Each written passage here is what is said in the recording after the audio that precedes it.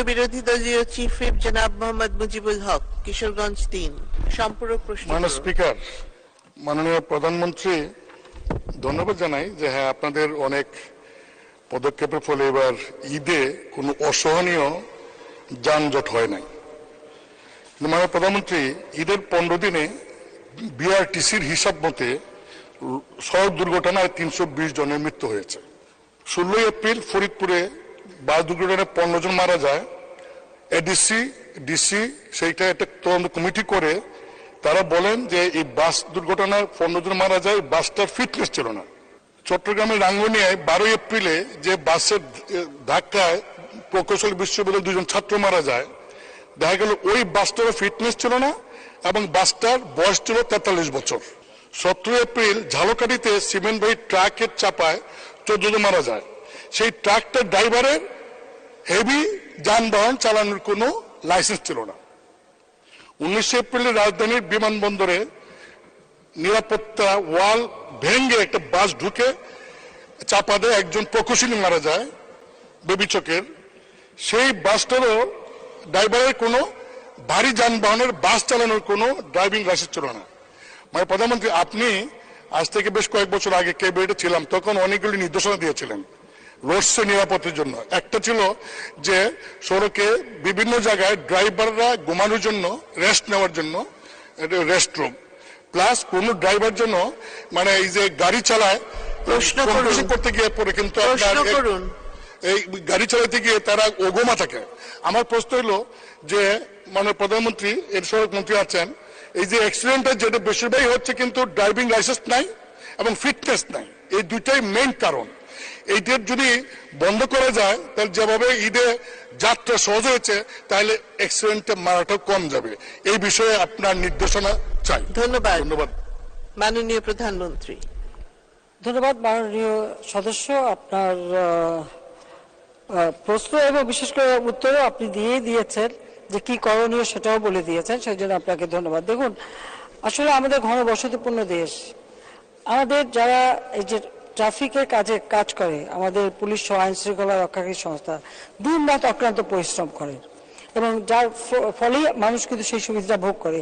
তাদের কিন্তু ঈদ ছুটি বলে কিছু নেই, ঝড় বৃষ্টি রোদ বলে কিছু নেই, তারা কিন্তু তাদের কর্তব্য পালন করে যান। কিন্তু আমাদের দেশের মানুষের মধ্যে যদি সচেতনতা না আসে তাহলে আপনারা কি করবেন? যেমন এখন হেল্পার যদি গাড়ি চালায় বা তার লাইসেন্স নাই, সে কখন যে কোন গাড়িতে যে বসে চালাতে শুরু করেছে এটা তো বোঝাই সমস্যা, অনেক সময় বোঝা যায় না। এবং এভাবে এরা গাড়ি চালাতে যেয়েই কিন্তু দুর্ঘটনা ঘটে, নিজেও মারে, যাত্রীদেরকেও মারে। কাজে এই সচেতনতাটা হচ্ছে সব থেকে বড় দরকার, যেটা আমি মনে করি, অন্য কোনোভাবে হয় না। দ্বিতীয় কথা হচ্ছে, হ্যাঁ, আমাদের মানুষের মাথাপিছু আয় বেড়েছে, ক্রয় ক্ষমতা বেড়েছে, আমরাও গাড়ি কেনার সুযোগ দিয়েছি মানুষকে, আমাদের বিশেষ করে সরকারি কর্মচারীদের সুযোগ দিয়েছি।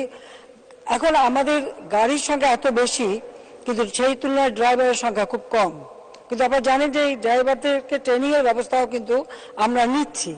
আর এবার এখন ট্রেনিং শুধু হাতে কলমেই ট্রেনিং না, একেবারে কম্পিউটারাইজড, এটা ডিজিটাল সিস্টেমে পরীক্ষা নিরীক্ষা করেই যাতে লাইসেন্স দেওয়া হয়, সেই পদক্ষেপটাই আমরা নিচ্ছি। আমি মনে করি যে এই ট্রেনিংটা নেওয়া, আর যারা এইভাবে যাদের ভারী গাড়ি চালাবার কোনো মানে লাইসেন্স কেন যোগ্যতাই নেই, তারা যেন এই ধরনের কোনো গাড়ি চালাতে না যায়। এটা হচ্ছে নিজেকে মানে আত্মঘাতী, আমি বলবো এটা সম্পূর্ণ আত্মঘাতী একটা ব্যবস্থা। এই আত্মঘাতী ব্যবস্থা থেকে মানুষকে বিরত করা, এ ব্যাপারে আমার মনে হয় সকলেই যদি আপনারা একটু সচেতন হন এবং সোচ্চার হন এবং মানুষের মাঝে সেই সচেতনতাটা সৃষ্টি করতে পারেন, তাহলে কিন্তু এটা অনেকটা কমবে। তারপরেও আপনার দেখেন দুর্ঘটনাই এটা তো আমাদের দেশে বলে না, পৃথিবীর সব দেশে আপনি যান, অন্যান্য দেশে কি পরিমাণ মানুষ দুর্ঘটনায় মারা যায়, সেটা খুবই দুঃখজনক। আমরা চাই না মানুষের দুর্ঘটনায় মৃত্যু। আর যে কারণে আমরা কিন্তু এর আগে যেখানে দুর্ঘটনা হয়েছে সেই জায়গাগুলি সুনির্দিষ্ট করে দুর্ঘটনা মুক্ত করবার পদক্ষেপ আমরা নিয়েছি। তার জন্য এখন অনেক এলাকায় দুর্ঘটনা হচ্ছে না। কিন্তু আমাদের ওই ড্রাইভারের ব্যাপারটা নিয়ে সমস্যা। তবে ড্রাইভারকে মানে তাদের দীর্ঘ সময় যাতে একটানা গাড়ি চালাতে না হয়, এর জন্য আমরা কিন্তু একটা হিসাব মতো কয়েক কিলোমিটার পর আমরা এই ধরনের একটা তাদের শান্তি বিনোদনের জন্য সে ব্যবস্থা কিন্তু আমরা নিচ্ছি, যাতে করে সেখানে তার যে বাস বা ড্রাইভার ট্রাক বা গাড়ি রেখে কিছু বিশ্রাম নিতে পারবে এবং পরে আবার চালাতে পারবে। এটাও কিন্তু পদক্ষেপ নেওয়া হয়েছে এবং সেই ধরনের অনেকগুলি সার্ভিস স্থান তৈরি করা হচ্ছে এবং সেটা যখন হয়ে যাবে তখন ড্রাইভাররা একটু পাবে। আর একটা কথা আমি বলবো, মাননীয় সংসদ সদস্য যিনি প্রশ্ন তিনি সহ সকলকেই, আপনারা যখন ড্রাইভারকে দিয়ে গাড়ি চালান তা আপনার ড্রাইভার সে খেলো কিনা সময় মতো, নিজে বিশ্রাম নিচ্ছে কিনা, নিজেও একটু সেই ব্যবস্থা আত্মনিক হবেন, নিজেও সেই ব্যবস্থাটা করবেন। অনেকেই তা করেন না।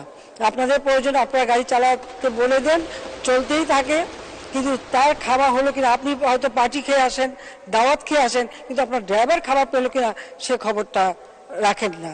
তো এই ব্যাপারে যদি আপনার নিজেরাও একটু সচেতন হন তাহলে কিন্তু এই ড্রাইভারদের উপরে একটু চাপটা কমে যায় এবং তখন সে যদি মানে শান্ত না হয়ে যায় তাহলে এই অ্যাক্সিডেন্টটা আর হবে না। তো আমরা কিন্তু শান্তি বিনোদনের ব্যবস্থা করে দিচ্ছি, এটা আমারই নির্দেশ ছিল, সেই নির্দেশ মোতাবেক কাজ হচ্ছে। ধন্যবাদ মাননীয় স্পিকার।